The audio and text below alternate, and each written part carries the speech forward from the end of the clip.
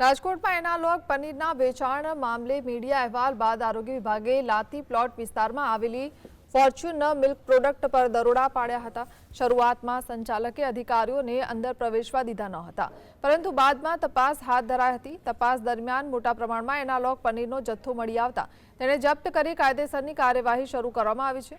સંચાલક કુણાલ સોલંકીનો દાવો છે કે તેઓ પનીરનું ઉત્પાદન નહીં પરંતુ બહારથી જથ્થો મંગાવી પેકિંગ કરીને વેચાણ કરતા હતા।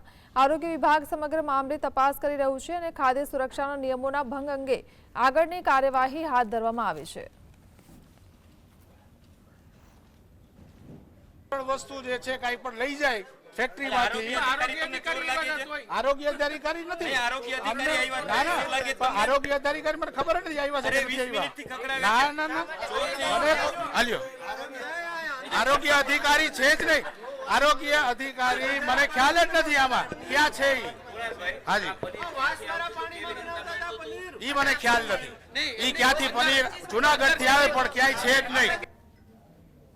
અગાઉ પણ આપણે થોડા ટાઈમ પહેલા દરોડો પાડી અને સીલ કરેલ એને સોગંદનામું વગેરે જે કંઈક કાયદેસરની પ્રક્રિયા પૂરી કરતા આપણે સીલ ખોલી આપેલ હતું।